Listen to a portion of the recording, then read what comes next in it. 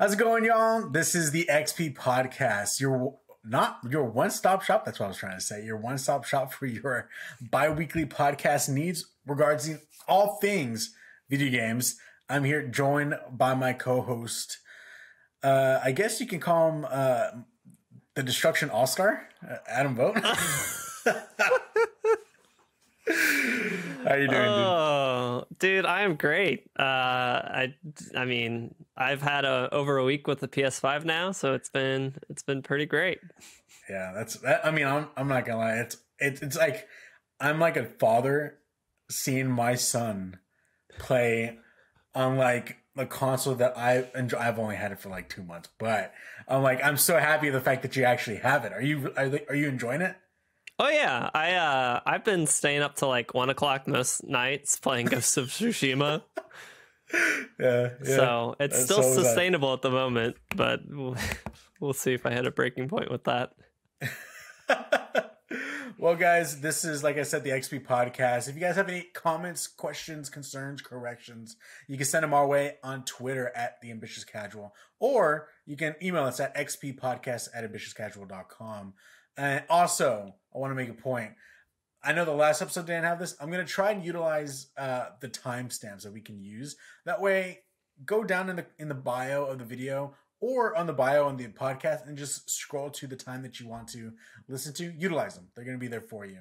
That way, you don't have to sit through an entire hour to get to probably a part that you want to get to in the end. It's going to be right there. Roadmap. Click it. Boom. Fast forward to where you want to go. But other than that, let's get right into the show. Oh, another thing. There's no Austin. It's only me and Adam. He had some family in town, so he's spending time with family. But hey, that means Adam and I can split his check half and half. You know what I'm saying? Yeah. But with that being said, Adam, you have the PS5, as you said earlier. I do. You've had it for about a week. As I said before, I'm extremely excited for you. And the fact that you are playing Ghost of Tsushima and other games like that. So I want you to go first. I want you to say, what games have you been playing? Okay.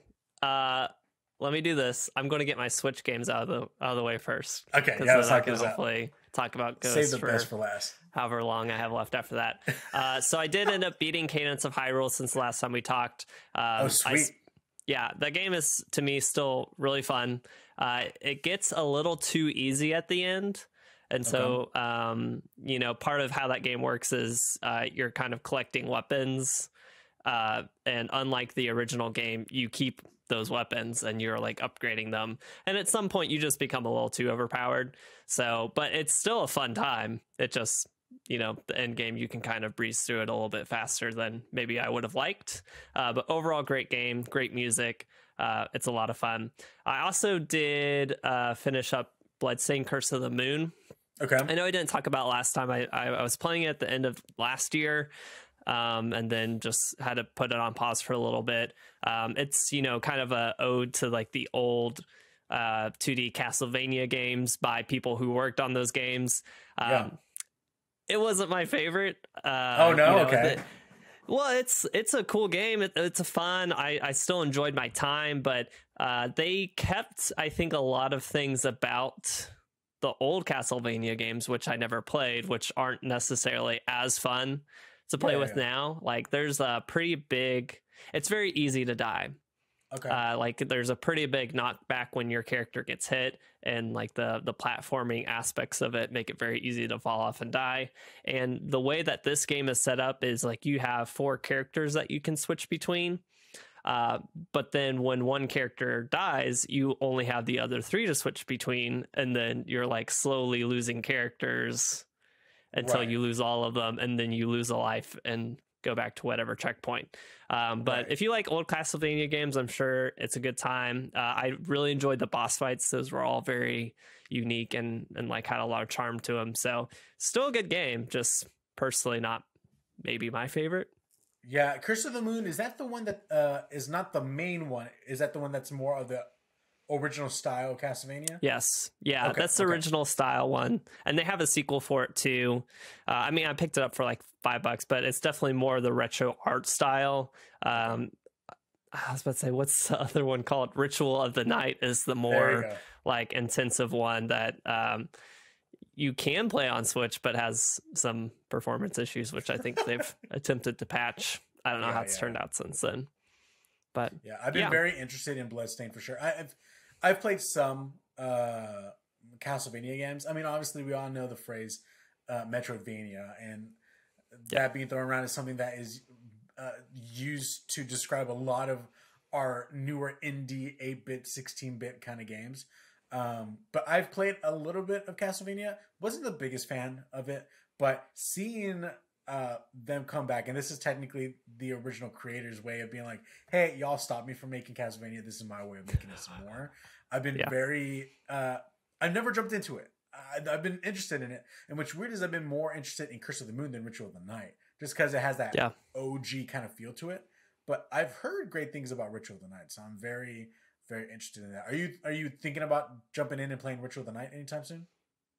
I have it. It's like way low on my backlog because I started it once, and kind of this was before they patched it for Switch, and so I'm like, maybe I'll come back to it later after they have, and now I just have way too many other games to play.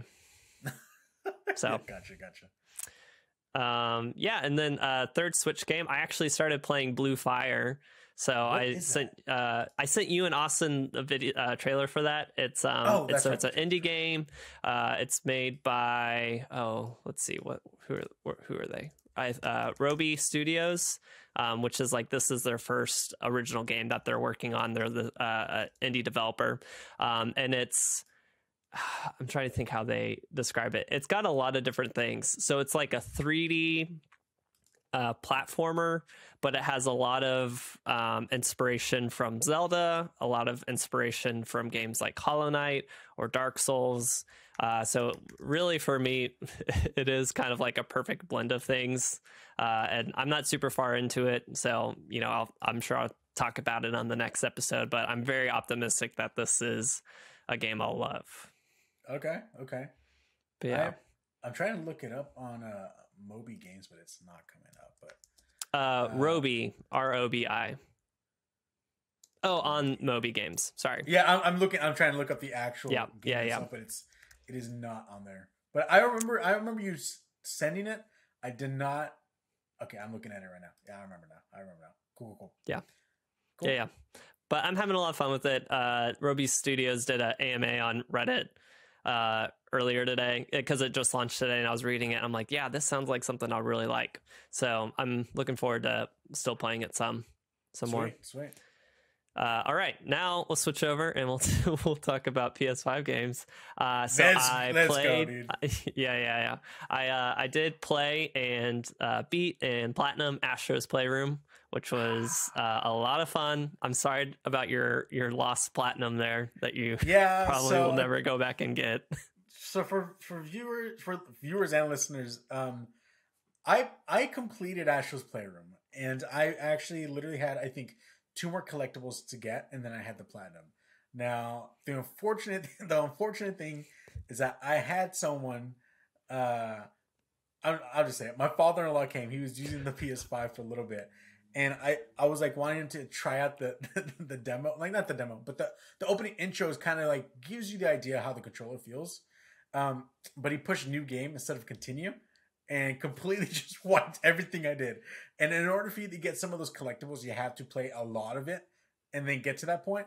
I'm not going to go back. I'm just that kind of guy that if a game is like, if something happens within a game and I have to go back and do that stuff all over again, good luck. It's going to take me a while to build up that interest to get back into it. So that's cool that you got that's technically your first PlayStation Platinum, right? Yeah, it's my first PlayStation Platinum. That's pretty cool, man. I haven't played really PlayStation since the PS2 days, so obviously they didn't have Platinums then, and I get to go back and do that. So I'm like, I have like a few different games I'm planning on picking up Platinums for, just because like I want to play those games again. Yeah. I like the whole collectible thing. Be like, look what I did. I'm working on my Platinum run of Celeste. I've gone through like the, I guess, A sides or the first sides of those levels and gotten all that. So then I have my B sides to go through and then my C sides. It'll be a fun time. You're a crazy man. I don't know for sure. I think I looked at the platinum list and I didn't see anything saying I need to get all the golden strawberries. So I think this is an achievable platinum. So, I mean, Celeste, super tricky platformer. Basically, at some point you can pick up these golden strawberries, but only if you do deathless runs of the entire level. So, which is very difficult because you die a lot in that game. Yeah, I'm sure. But how's it running on because Celeste is already, I mean, I played it on the Switch. I'm pretty sure that's where you first played it too, right? Yeah. So I mean, the game runs great on Switch. There's no problems with it. That game obviously needs to run immaculately so you can play that game to the fullest of its extent. I mean, that's the way it needs to be done. Yeah. Did you feel a difference in playing that game on the PS5 than on the Switch? And do you feel like you prefer one over the other? I maybe don't have a preference.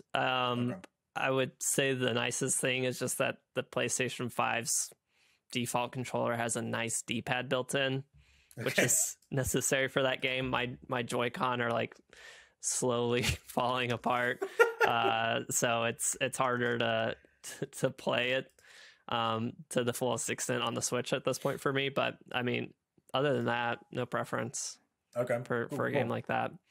And then, of course, I've been playing Ghost of Tsushima. That's what I decided to go with as my first PlayStation game with the PS5. It's beautiful. Great choice. Yeah, it's such a good game. It's and I think I told you this, but I think this is probably my favorite open world game that I've ever played. Okay. And I say that with the asterisk, where I think it's a better open world game than Breath of the Wild is.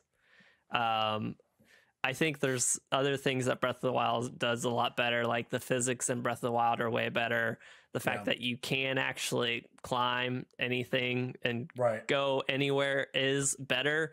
But I think just the world of Tsushima is so much better fleshed out, and it does feel like an inhabited world that I don't know. I have to give it up to Ghost for that one. Yeah, I feel so bad for even saying this because I'm such a phony. I've not beat Ghost of Tsushima. I've played a lot of it, and then I don't remember exactly what came out that just pulled me away. But I love that game. I know I haven't finished it, but I love that game. That game is extremely, extremely well done. And I think there's something. How far are you into it? I'm still in Act 1. I'm 15 hours in. I'm still in Act 1. Sweet. So of the 3 acts, or I think there's 3 acts, I'm just in the first one. Because it's I tried to do some spoiler-free reading, but I was trying to figure out, okay, if I end Act 1, can I come back? And it was kind of you can come back when you're done with everything. And I'm I don't know. I think I want to hang out here and collect more stuff and get more powerful. But I've, for that game, there's kind of the 2 play styles that you can do. You can do and you can blend between them, of course, but you can do the stealth, assassin, true ghost of Tsushima play style. And, that's kind of what the game is encouraging you to do in a way. But then there's the straight samurai style, which you can do, which which is supposed to be the struggle for Jin, the protagonist, is that you're having to resort to these very non-traditional tactics, which go away with your code of honor. But I just love walking up to a camp and be fight me, and then just kind of doing the whole standoff thing where you literally just slice through one person at a time and do a lot of parrying and countering. And I'm just having so much fun with that. I'm this is great. I only occasionally, your approach has been more going head on. Yeah. Except for certain missions where it's if there's objectives where don't raise the alarm or silently kill people, I mean, I'll do it. But if there's nothing telling me that I have to do stealth, I pretty much just go straight in. I think for me, it was always a lot of, I would go in and I would approach every camp I'm going to go stealth all the way. But the moment I'm found, forget it. It's just everything's going, we're just going to fight everybody. I think the one thing that I remember clearly about this game is that there's the moment, and it's at the very, very beginning, but is you're with your horse and you're you're riding and you're going down and you're going in between this pathway where there's trees. And it's that first moment where everything opens up and there's the light is shining and there's that little island that's ahead of you and you have the tall grass. And I remember when I was playing it, I literally said out loud, and I think Vanessa was like right next to me, and I was playing it. I was like, it would be so dope if he just leaned down and touched the grass. And literally, the moment he started going, he leaned down and touched the grass. I was like, this is the dopest game ever. Like it has that feel of grandeur, and the atmosphere is the thing that it really speaks about it. They utilize, and a lot of people talked about this. They utilize light in such a very, very special way that it always feels like it is grim, but there's always that little bit of shining hope somewhere. And the way that they utilize the light to lead you to the direction that you need to go is very well done. And it is a very, very special game. So I'm actually glad that that's the first one you jumped into on the PS5. Yeah. More so than like an Uncharted or God of War or Last of Us. Like Ghost of Tsushima is, I think, the one that like really is showcasing like this one. This is Sucker Punch's like pinnacle. Like this is the top, and I can't wait to see what they can do next. But it is, I think, is like one of the best games that is showcased on a newer gen in regards to like one. It's not held back by any previous story. It's a brand new IP. So it's so well done, dude, and I'm so glad that you're playing it. Oh yeah, it's definitely going to be like on my list of favorite games. It's really well done. It's very good. Okay, so games that I've been playing. So I completed Hitman 3. I know from the last episode when we were talking, I think I played like 1 day's worth of it, and so I completed it. And what I have to say is IO Interactive, they're just showing off with this one. They know what they have on their hands, and I think this game came out during the correct time around the announcement that they're making a James Bond game, because I know that IO is in full control of this IP. They published this game. This is the first game they published on their own without like Square Enix behind them, helping them out in that regard. So they're doing so much with this, but they lined it up so well, and you can tell that it is a team that is all working cohesively, because there's levels and there's moments in Hitman 3 where I'm like, this is straight up a James Bond level, and you're just showing us what is it that you can do, and this is just the beginning. And so I know a lot of people talk about the second mission on how it's very different from the rest of them. It's more like a mystery, and it's technically you could choose to do that if you don't want to. You can completely miss that, and I almost did, but thankfully I got into it. And my run, unfortunately, was a little. My run bugged out. I don't know exactly what happened, but I didn't have time to figure out the mystery because something was going on. I think there was something going on that it was bugged.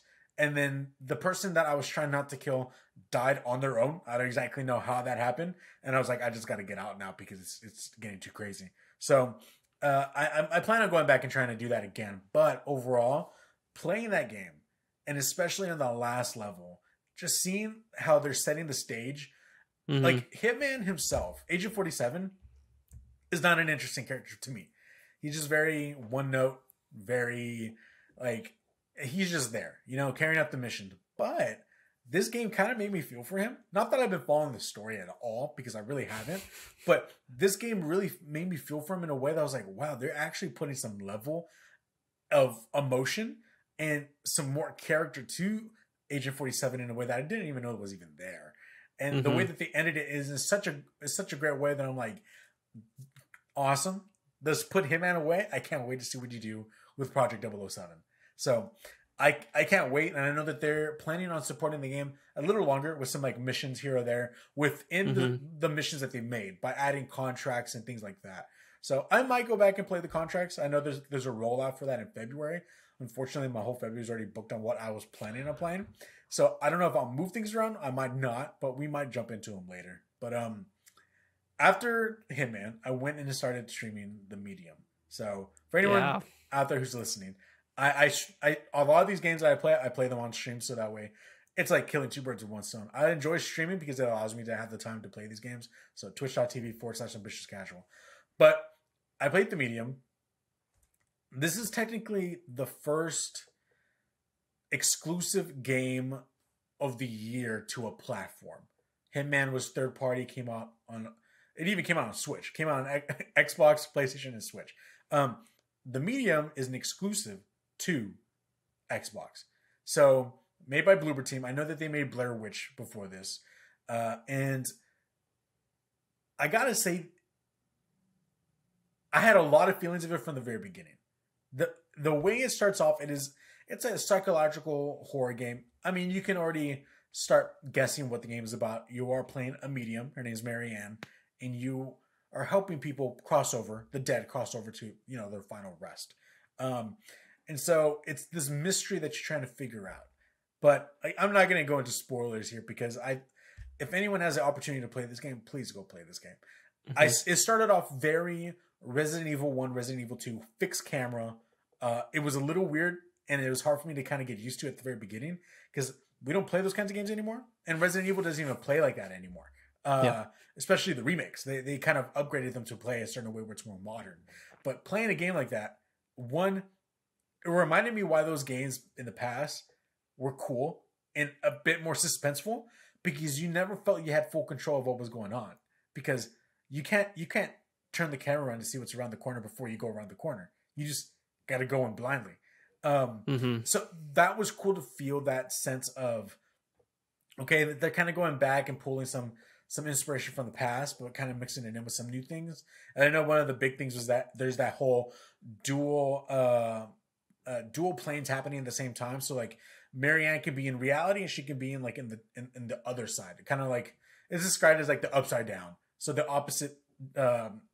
I don't even know how to explain it. Universe within our universe, and so you play both sides at the same time at some points, and that helps out figuring out stories and puzzles, because you can do something on one side, but you can't do it on the other side. So you have to figure those two out. The story, at first, I was kind of like, okay, I know what's going on, but at the same time, I don't really like.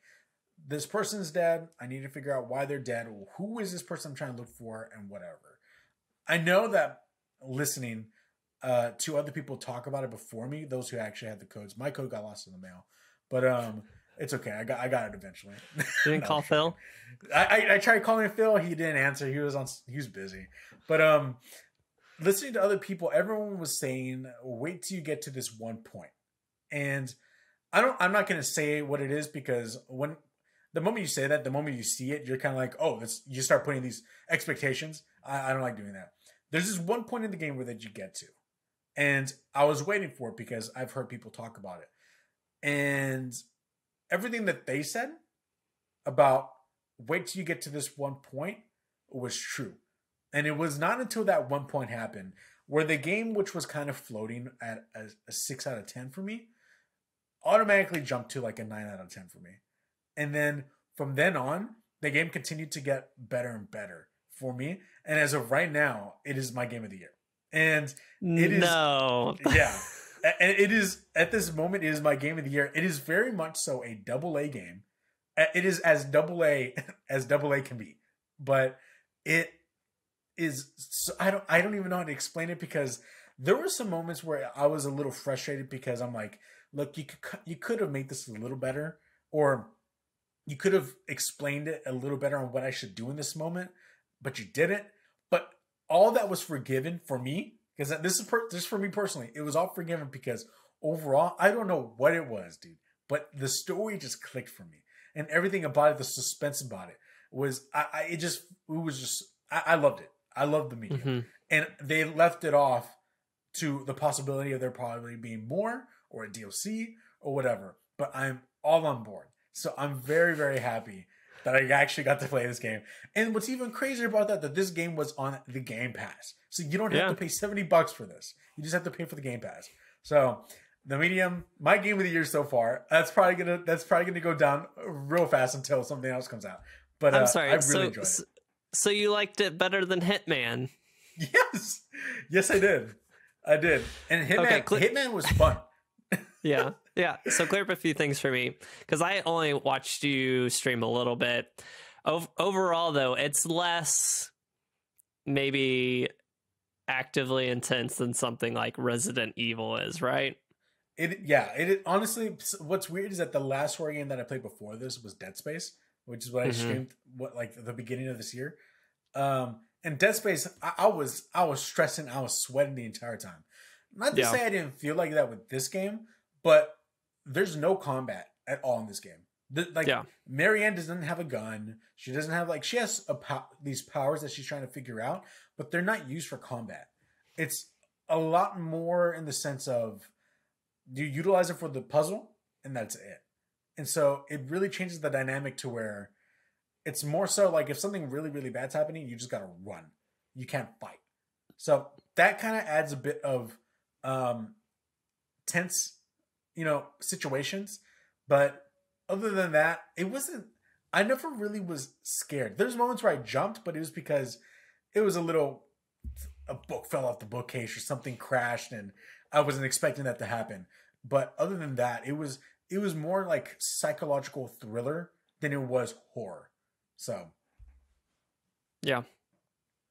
I loved it, dude. I loved it. And then the Good. last game, the last game that I'm going to be talking about, which both Adam and I played yesterday, and will be the last time we ever play it, is Destruction All Stars. I don't want to spend too much time with this game because it does not deserve my time. But all I have to say is, I told this to Adam yesterday when we were playing it, and I know you don't, I know you disagree, but I felt like this is the ARMS of the PlayStation 5.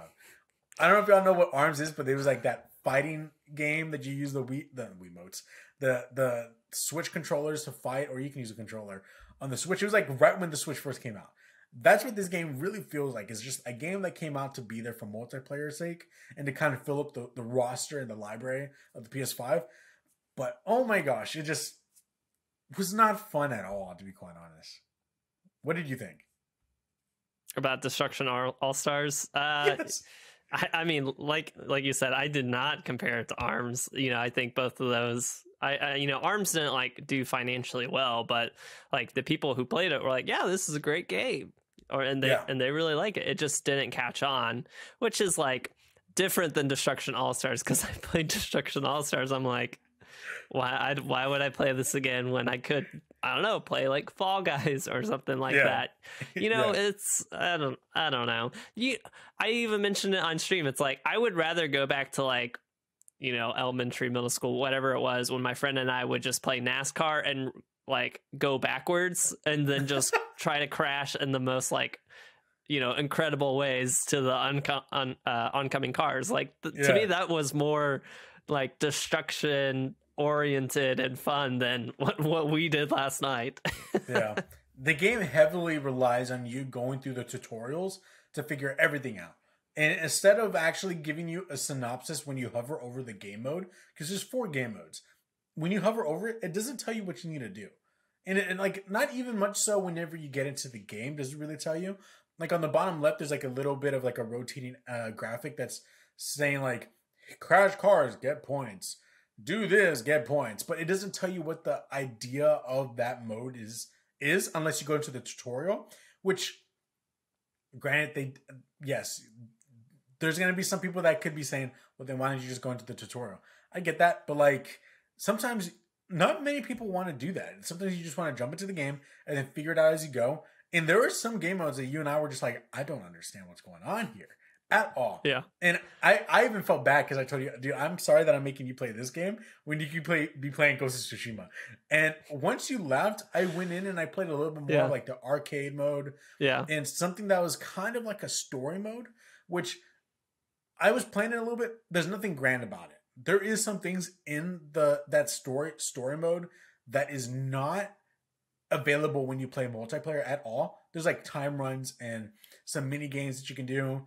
And they actually have a small amount of animation that is for the opening cinematic and an end cinematic. And the only thing I could think to myself when I was playing them was like, man, it's cool that they went so far to do these things, but nobody's going to look at this.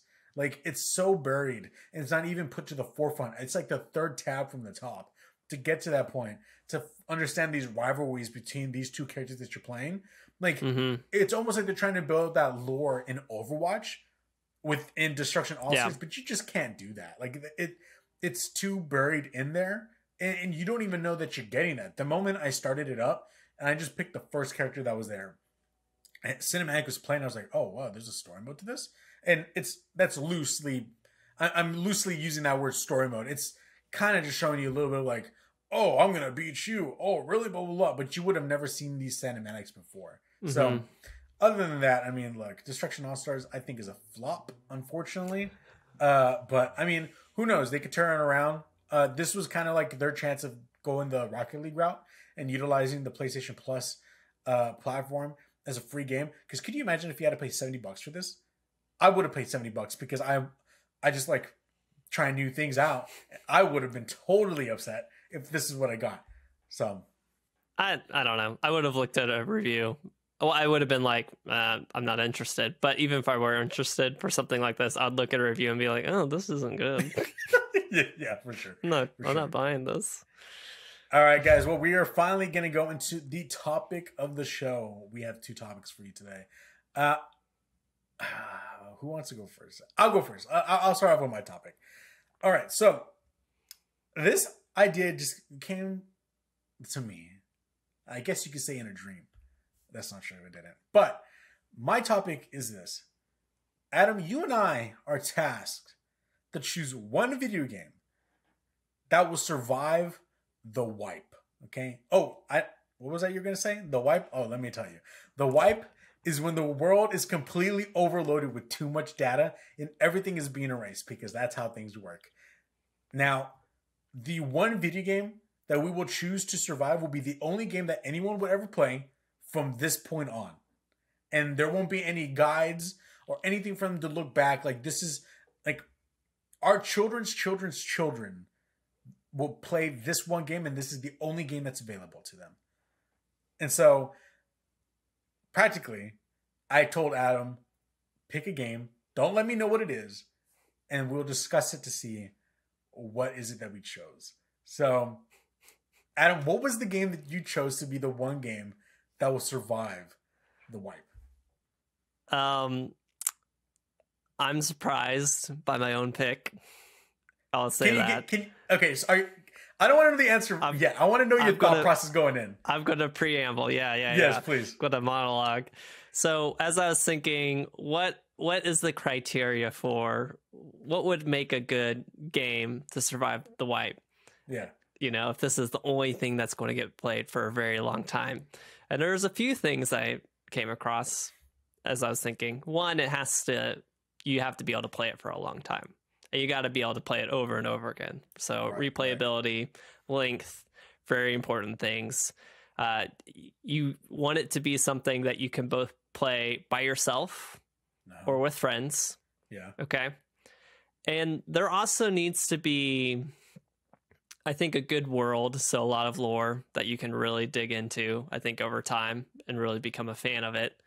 And then there also needs to be, I said replayability already, but also versatility. You need to be able to do different things and change it up. Yeah. So I landed on World of Warcraft. What? Really? Yeah. I mean, if you're only going to have one game, like you might as well make it something that, like I said, it kind of checks all those boxes. I was really surprised. But it's like, I haven't played it in a long time, but it's always been like a comfort food game. Like me and an old roommate, we actually he did this and I just kind of jumped on a couple times, but it's like over like Christmas holiday, just like hop on for like a month or two and, just start new characters and play out through and just have a good time. And then it's like, okay, come back to it and next year. And it's like always comfort food. You can really like play different, kind of like, classes, which feel completely different, and, play with other people. Like there's a lot you can do. You can grind for that end game, or you can just like start characters over and over again and go through like the first 20, 40 levels. So yeah, I was surprised that that's what I came across. Cause for a few minutes, I was really thinking like, man, Ghost of Tsushima would be a really good choice. I'm like, but the only like options, it's like, oh, am I going to play as the ghost or am I going to play as a samurai? I'm like, so you need more options. I'm like, oh, maybe World of Warcraft is a good option here. That's interesting because when I thought about this question, I never thought of going the route of like an online game. Yeah, Honestly, I don't know why. That never crossed my yeah. mind. But it's kind of like the moment that you said that, it's kind of like the Sword Art Online answer because Yes. it's your way of connecting with everyone in the world, but through WoW. So that's interesting. Yeah. That's a very interesting answer. Is Thank it you. possible for you to play that game without any other thing outside of it? Like if we just got World of Warcraft as a whole, is that sustainable by itself? That no one would need to have anything outside of it to I build into mean, it. I I think so. I mean, I don't know. Like, are we Okay, including the expansions? Is like that? Is that what you're saying? Or I guess yeah. I guess that's what I'm saying. I guess all that I is mean, put in there, right? There's no World of Warcraft 2, right? no, there's no World of Warcraft Okay, 2. Yeah, not just the yet. one thing. All So right. Okay, so for me, I I had to give this some thought, and I honestly didn't think about the answer to this until this morning because I was really torn. Now, my one of my favorite games of all time is Metal Gear Solid. I was gonna say, let's go the route and let's do Metal Gear Solid, but I thought to myself, Rob, you're being selfish because that's what you want.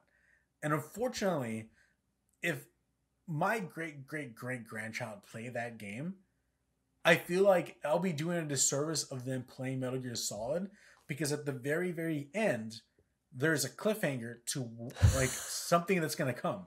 And I was like, I can't do that to them. I can't have them be just left on a cliffhanger being like, so what happens next? You know? And they can never have the next 5 games after it. So I thought to myself, okay, well, I can't do that. And then I wanted to go the other route. I was like, I love Generation 2 Pokemon. I love Pokemon as a whole. So I was like, okay, well, my favorite Pokemon of all time is Pokemon Crystal. So what if I do that? But then I was reminded that I remember being a kid, a dumb kid, and I didn't quite understand how these things worked. And I always asked myself, why in the world can I not find a Vulpix in this world, but that dude has a Vulpix? But it was because they were locked on particular cartridges. So I had to. I can't do that because, well, then great great great great great grandchild of mine will never be able to get Vulpix ever, ever.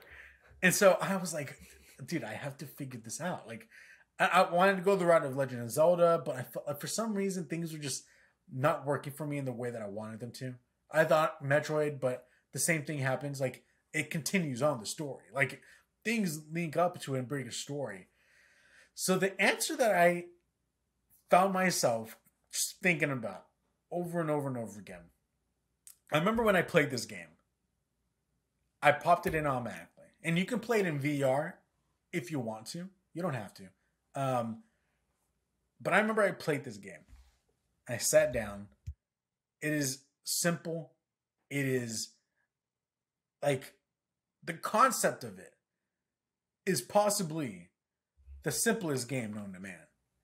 But the way that they built upon it over the years and used this license over the years to get to the point with where we're at now with what we have. I remember popping in the game and sitting there, and the moment it starts off, the music starts playing. And I was like, why in the world am I crying right now to a Tetris game? And I was like, you know what? And I thought to myself, you know what? I think Tetris Effect would be the game that I would choose to be the one game that survives that everyone can play.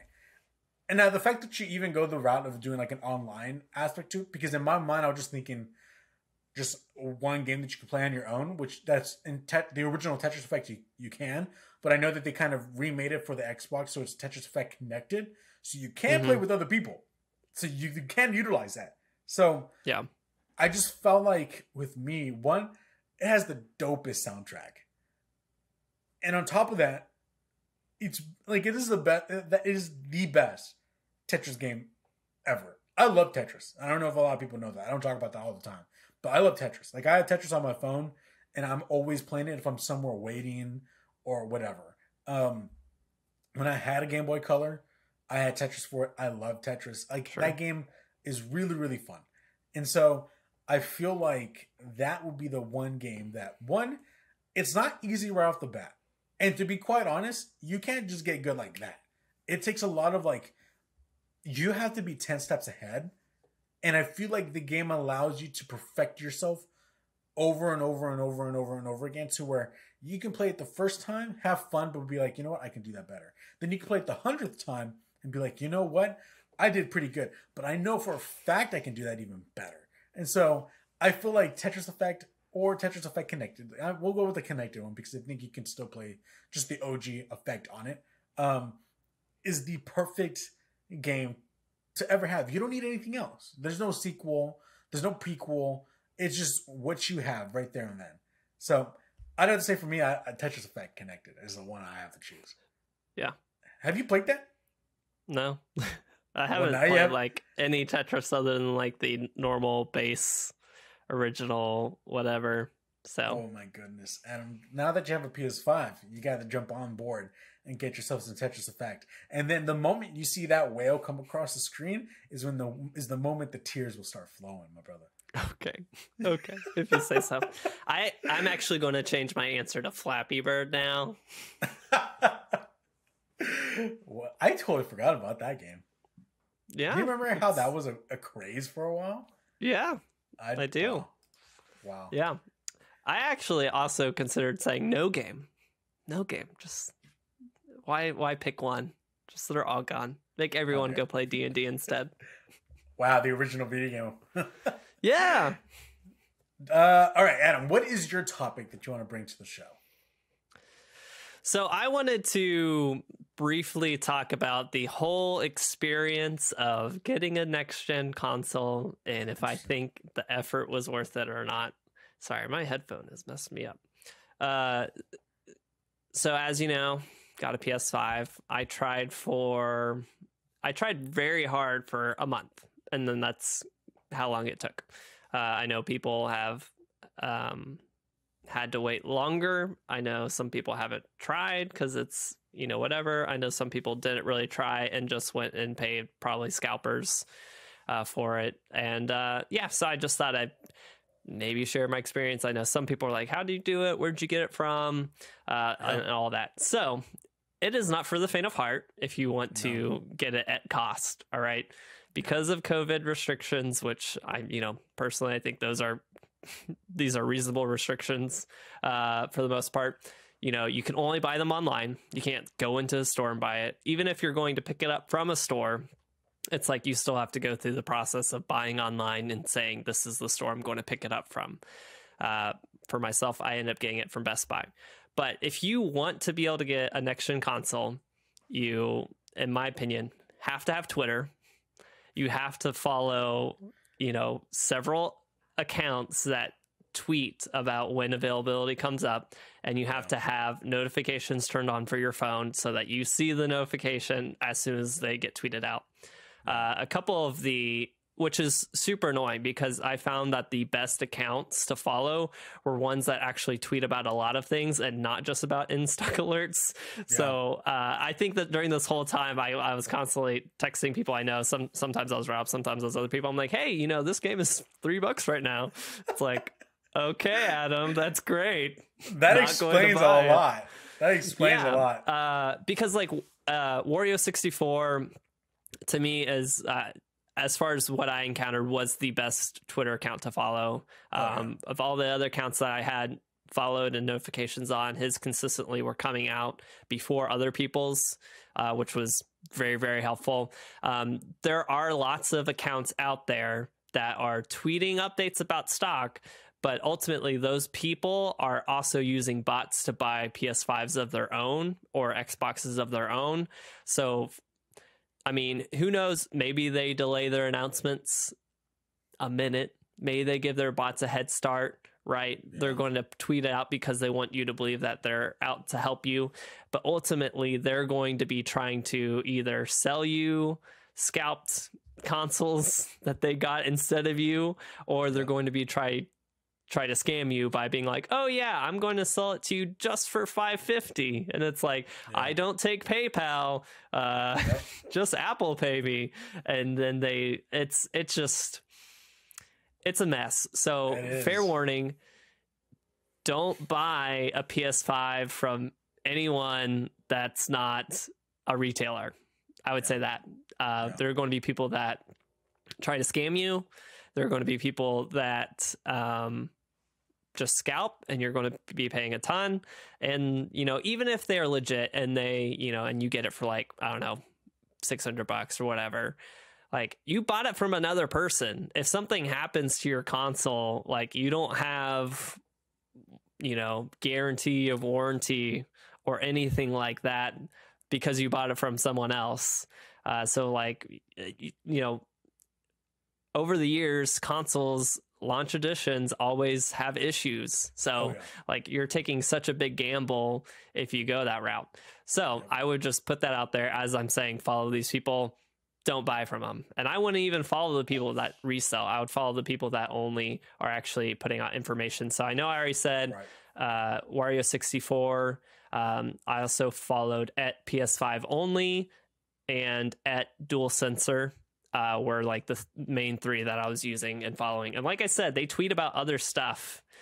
So it's annoying. Like, going through the process of being the first to respond, it's taxing because your phone's constantly going off.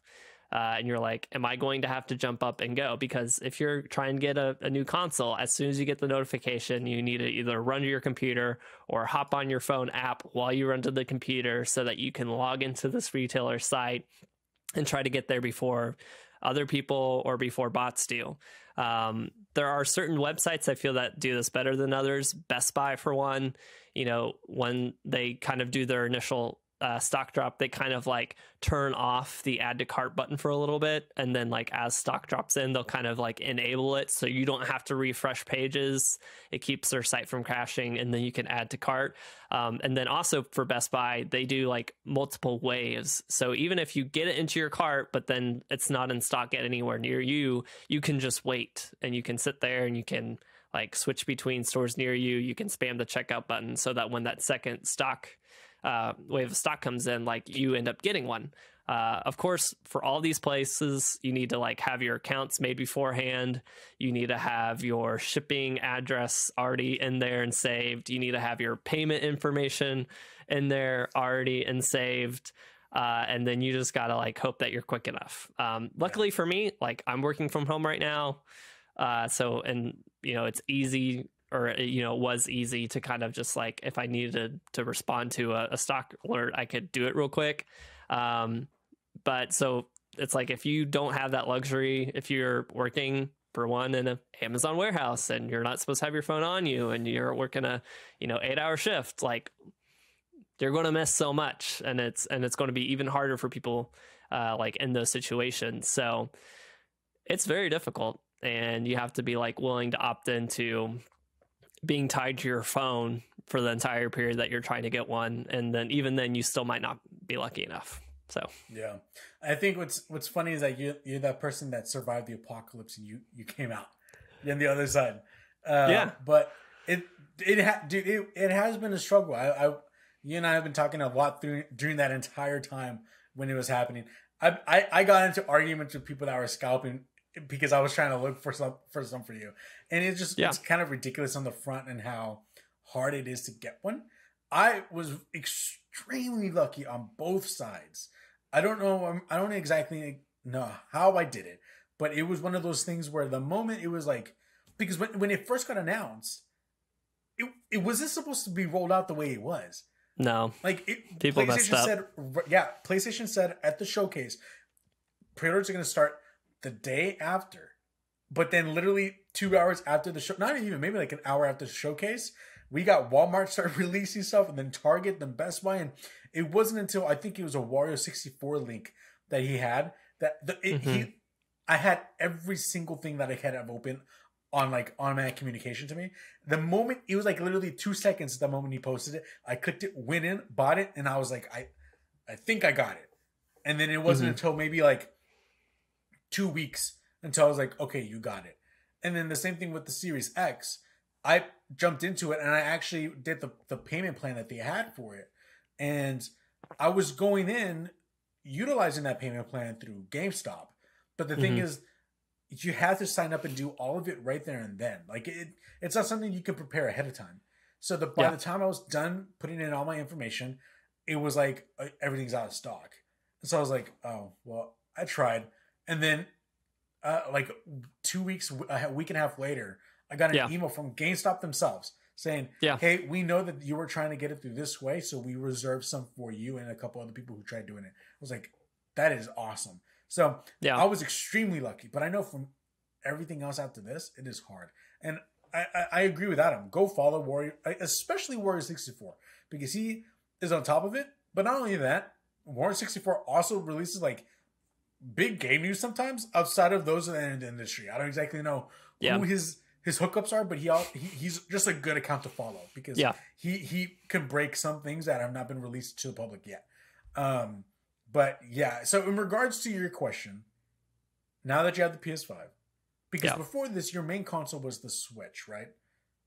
Yeah, I have a base Xbox One that I've played a few games on.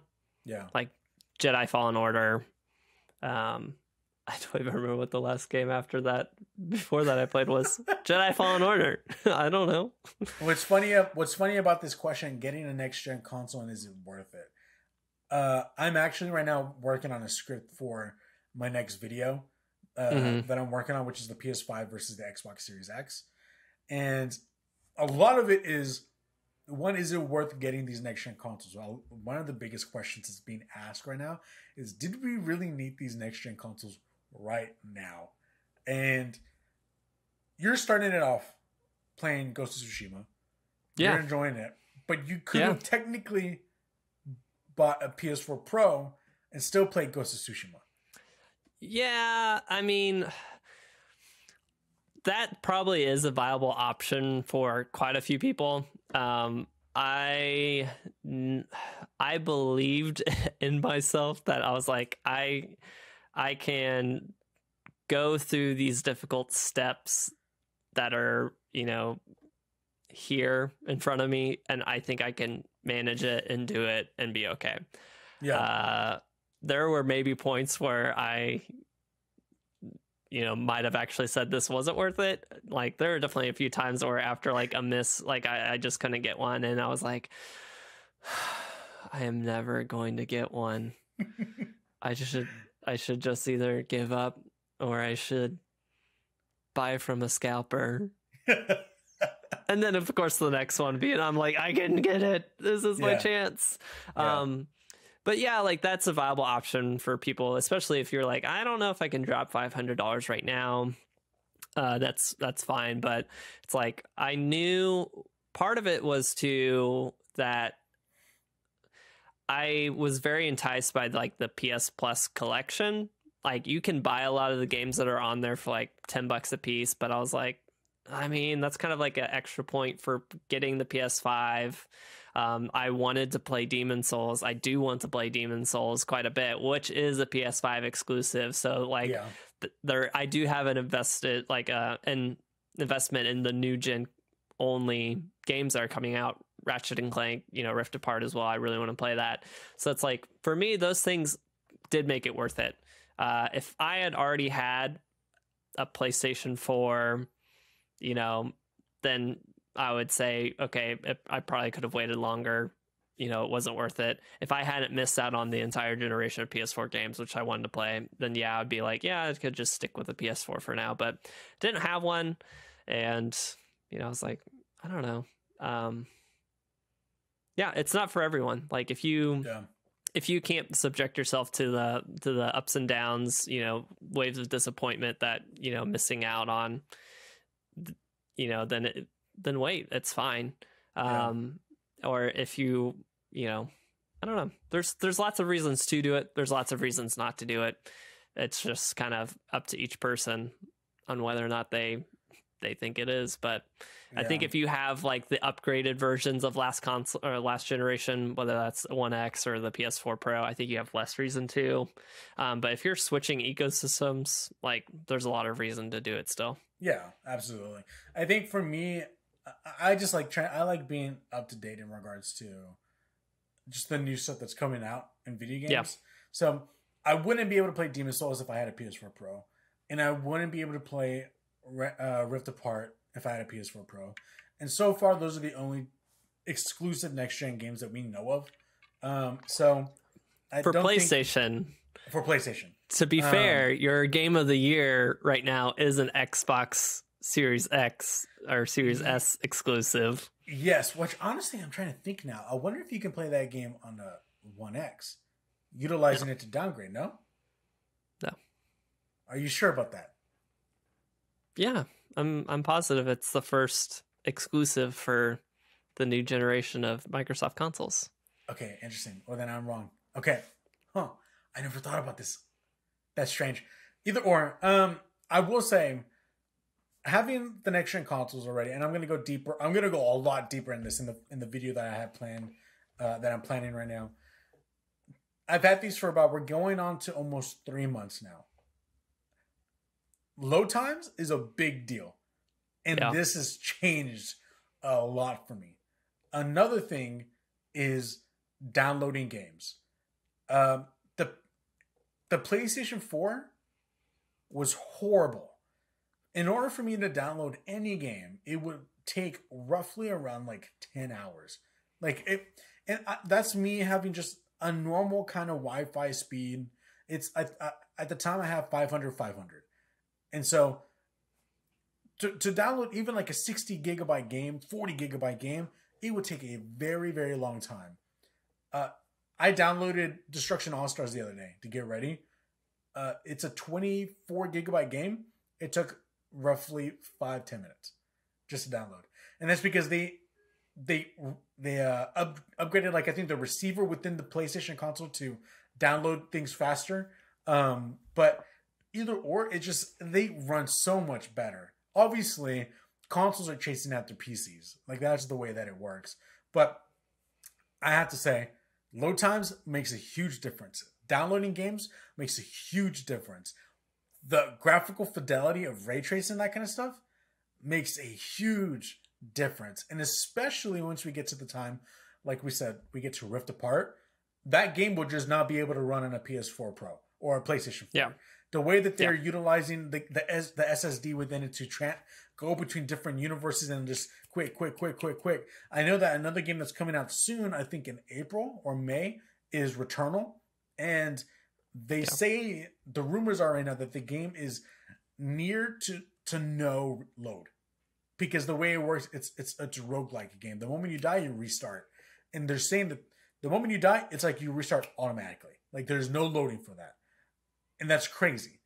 Like, even, this is a weird way to even put it, but like, even Dead Cells, when you die, there's a load screen to get to the beginning, you know?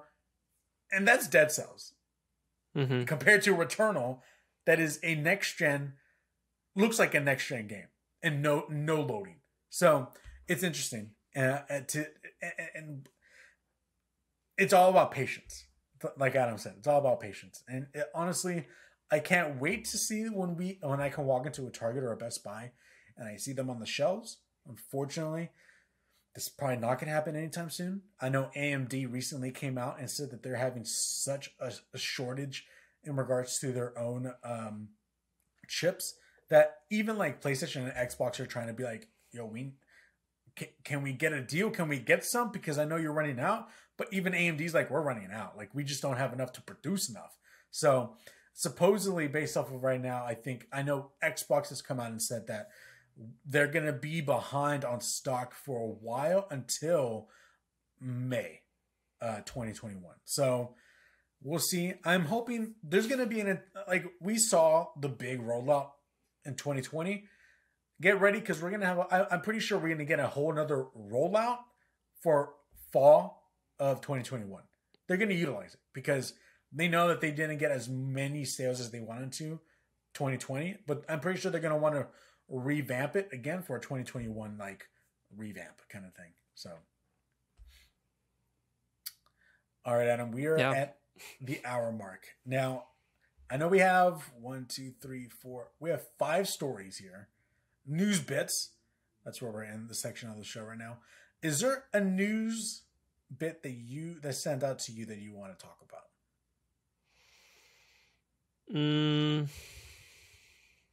Let's see. We have a lot of Nintendo stuff.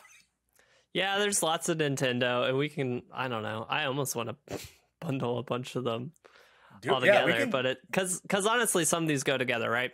Yeah. So like Nintendo, says they're not planning to announce a new Switch model anytime soon, and next to that, you have Nintendo raises their Switch sales forecast after their Monster holiday quarter.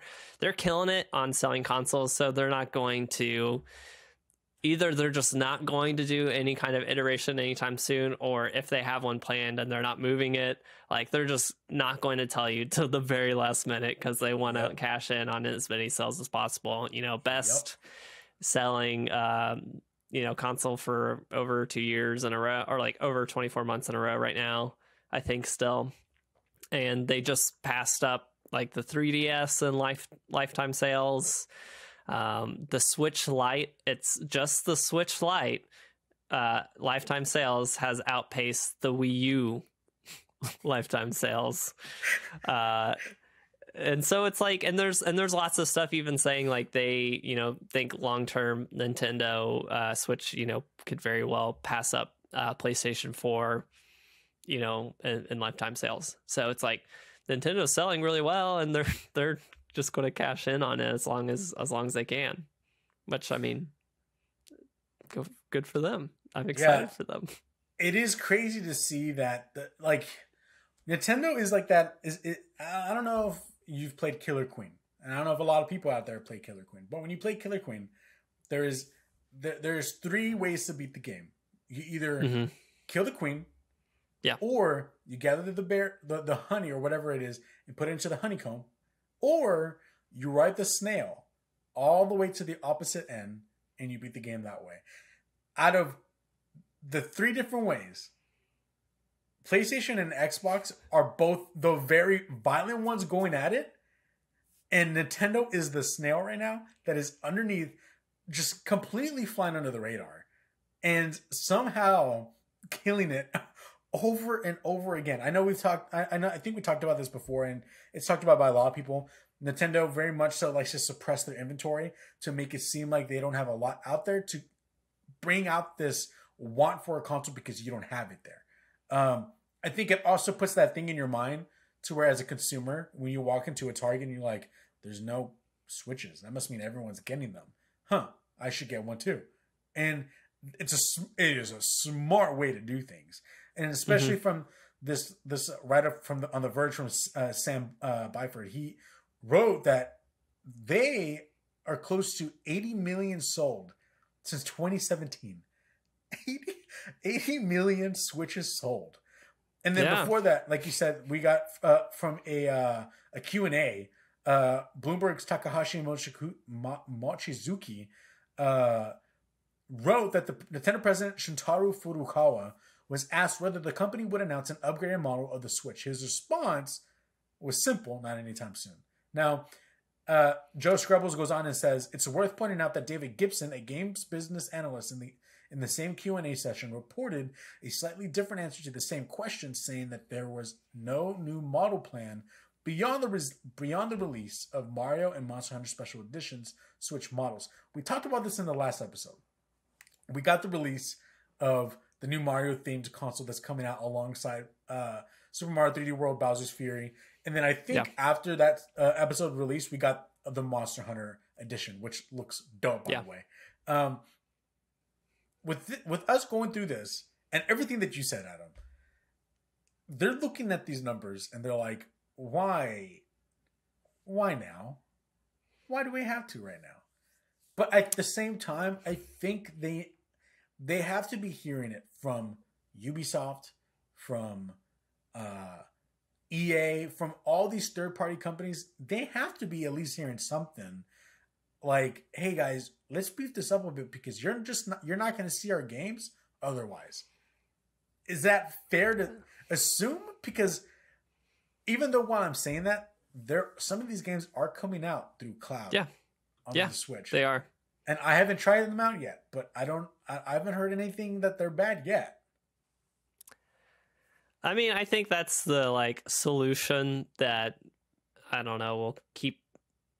I think that's enough. I think that's just enough for right now for Nintendo to be like, oh, we don't need to do anything about this. You know, cloud streaming is on the rise, and you know, and that can kind of bridge the gap, because it's like ultimately at the end of the day they could still win, they could still do really well even if they had no like AAA third party support. Like they would continue to be a great place for indies, they would, or AA games, like, and they would do their first party stuff, and like that's all they need. Like to me, the other stuff's the icing on the cake. Because there's lots of people, especially right now, I'm guarantee, well, maybe not guarantee, I have a strong feeling that the large number of sales, especially in this past year, are not people who are going to be like, oh man, I wish I could play Valhalla on my Switch. They're like, I'm so excited about Animal Crossing, and I've put 500 hours, or or doing whatever, or they're buying Pokemon for the first time in 15 years. Like I don't think they need to market to right now. I don't think they need to market to the more serious gamers, or I guess more invested gamers that want to play everything. I think they, are doing fine what they're doing for now. Like, yeah, they can look forward to that in the future and plan for something more capable in the future. But I think for right now, they just are going to continue riding out the wave. Yeah. What's interesting is that I noticed, and again, this is just to like my little bubble. I want to know if there's anyone out there that has seen otherwise. But when I have gone to like Target or Best Buy or any other store that will hold a Switch, as of right now, I only see Switch lights. I do not see any of the base model Switches at all. Now, we talked about this last week, like I said again, that if they were to announce a new model, the Switch Pro, or whatever, however else you want to call it, Switch Plus, I don't know. But if they announce that, and if we went the route in thinking that it would go the way that I think it is, a brand new console in all, I feel like the fact that they're pushing, and it's now contradicting myself because these newer versions of these are the full Switch models. It's not the Switch Lights. Yeah. So now I'm starting to contradict myself. It's just so interesting, man. It is very interesting. And the thing is, what we always have to learn is that Nintendo just does Nintendo. They just do their own thing. No one can control them. They don't care what's going on with PlayStation or Xbox. They just do their own thing. And I really want to know how these cloud streaming games are doing for them. I haven't looked it up, and again, I haven't seen any stories about anyone saying anything about them not working out well. But one of the games that they have on there is Control, which is a very, very graphically heavy. There's so much things going on. Like that game just would not work on Switch alone. But for it to be working on cloud, I can see. It's interesting because I don't know what is the cloud service that Nintendo works. I know when what's the game? Cyberpunk came out. The best way to play Cyberpunk was on Google Stadia. Yeah. So I think they're on the right track. I don't think that, I could be wrong. I don't think that Nintendo servers are what those games are streaming from. Like, I think it's whatever, I think it's whatever servers that game company who wants to stream sets up. Okay.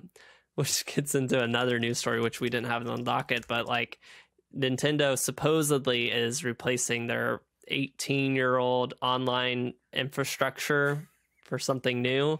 Like, yes. I mean, I'm sure they've updated it throughout the years, but it does look like they're doing a full swap, which honestly, I think between Animal Crossing and maybe even like to some extent Super Mario Maker 2, I think kind of like it's obvious they've needed to improve that infrastructure. Like it's pretty apparent, I think. But yeah, 18 years is old for online. That's unbelievable. I'm trying to look it up right now. I'm on like Nintendo UK, but it's kind of like this FAQ and it's at this FAQ. It's not giving me anything As far as how they stream those games. Yeah. In regards to the cloud streaming and how it works, I know Nintendo Life has a thing right here. Sega has used Cloud Tech Power to use the. Let's see. This is from Nintendo Life by Gavin Lane. He writes, in the years since Switch first launched, we've seen some remarkable ports of games we really didn't expect to see running on the handheld mobile chipset, let alone running well. Getting cutting-edge cross-platform games on Switch requires a hard work and real skill, with exceptional examples like Witcher 3, Ori and the Will and the Wisp, Hellblade: Senua's Sacrifice. It's tempting to think that absolutely anything is possible with enough budget and bandwidth to get the work done. He goes on to talk about some more, but he's not getting it. Yesterday's excitement around the surprise release of Remedy's Control Ultimate Edition was tempered for some by that addendum on the title Cloud version. It's the first Switch game to be delivered this way in the West, although Japan has enjoyed cloud editions of both Ubisoft's Assassin's Creed Odyssey and Capcom's Resident Evil 7. Incidentally, both powered by the same cloud gaming tech for specialist company Ubitus. Okay, so they're using Ubitus. Right. Yeah. I was like, I know Nintendo's not doing it themselves. But yeah, because they're like hiring third party. Yeah. Or renting servers. Yeah, it's very interesting. I mean, it's interesting if Nintendo goes forward and says, because Nintendo's going to get to the 4K one day. They don't see it as a priority, but they're going to get there one day. Until then, they're always going to be behind PlayStation and Xbox. So I think, to wrap this all up, they're going to stick with cloud-based gaming for now. And I think if they're going to give that option to people who really, really want to do it. As of right now, like this article says, we literally only have Resident Evil 7, Assassin's Creed Odyssey, Control, and Hitman 3. And Phantasy Star. That's it. So it's not a big catalog of games, but we'll see. I mean, everything is moving to cloud. Xbox is trying to chase cloud right now.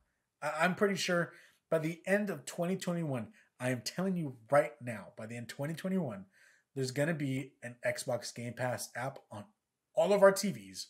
It's going to be on all of our phones, all of our tablets, and they're going to utilize that so you can be playing Xbox games wherever you go. So, and then behind them, we'll see if PlayStation gets there. But until then, I don't know about that. Well, guys, thanks for listening to this week's XP podcast. I appreciate it. Thank you for joining us. If you guys have any questions, comments, concerns, corrections, like I said at the beginning of the show, you can tweet them at us at Twitter at Ambitious Casual, or email us at the XP podcast at ambitiouscasual.com. This show comes out bi-weekly every 2 weeks. So at the time of this recording, this episode's coming out a couple days later, which is going to be the 10th of February. So you guys can expect episode 3 to be out on the 24th. So stay tuned, buckle up. There's going to be, what's kind of interesting is what I like about the fact that we have 2 weeks is that there's so much news and things that happens within that much time. But I think what's interesting is trying to fit all that in with like a nice hour to hour and a half package. But Adam, if everyone wants to find you and follow you, where can they find you? They can find me on Twitter and Instagram at time2_vote, VOGT. There you go. You got it right this time. And anything regarding Ambitious Casual, guys, you can find us on Twitter, Facebook, Instagram, TikTok at Ambitious Casual. We stream on Twitch on Tuesdays, Wednesdays, Thursdays, and Fridays at 8 p.m. Central Time at twitch.tv/Ambitious Casual. If you're watching this, but then you're obviously watching it on YouTube, go ahead, subscribe, hit that like button. And if you're listening to it on podcast services, go ahead and rate it if the app allows you to rate the podcast on that service, and share it with your friends on social media so everyone else can jump on and listen. We're trying to grow this podcast even more, and we want to answer y'all's questions in the future. But until next time, guys, Thanks for joining us. Thanks for watching. Peace out. See ya.